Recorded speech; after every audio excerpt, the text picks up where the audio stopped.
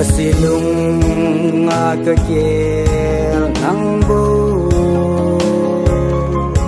Tim tu sut khom pi din nang bo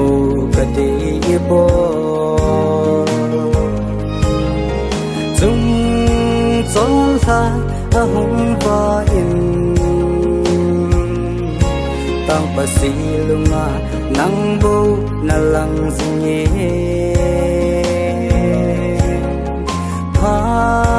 Tin ni tinin o kasen gudi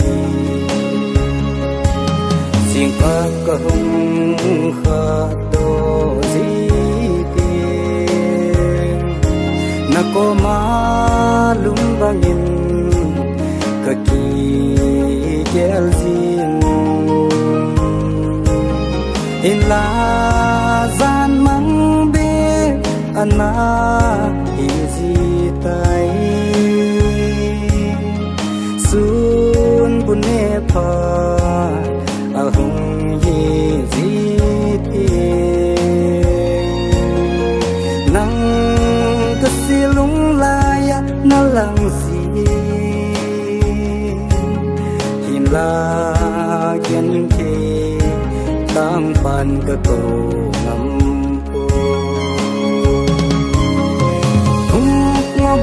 Đi thiên thang lấy xuống tay kia và hụt và hồng kia tay kia Col bu chẳng mai nghe khom hít tin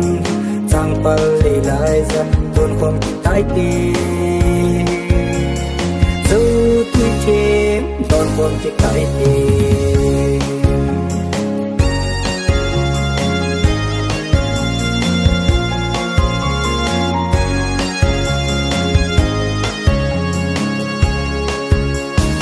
Sa hung hi ziti Volleyball ki chem din kana nga del zi Volleyball ki chem na kalung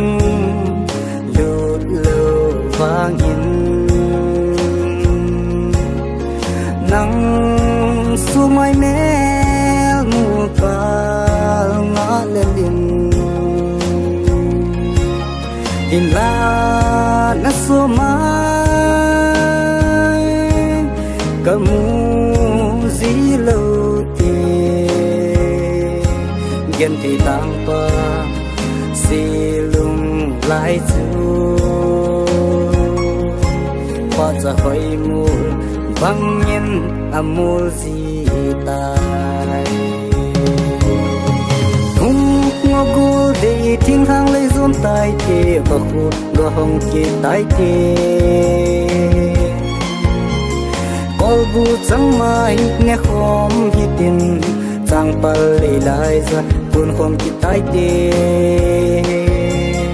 Dù tuy thêm đòn khom kia tay kia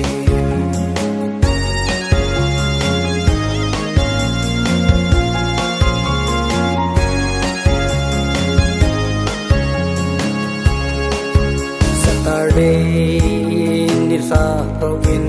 kay ko Nang sumay mel mu kalhan Yalim kaumzin Nang kamuzi lautin Kahawin kay Dòng ati sa kabang Sun tim dòng lên Sikul cái ra Nang kamu gì lâu tiên Ka lê khá sim Hoi lắm mà Ka he zita po Hung ngô đi thiên thang lấy rốn tay kia và hụt và hồng kia tay kia Col bu chẳng mai nghe khom hít tin chẳng bờ lì lại ra tuôn không kịp tái tì dù tuy chế còn không kịp tái tì không ngô gu điทิ้งทางlấy dồn tay tì và khu ngô không kịp tái tì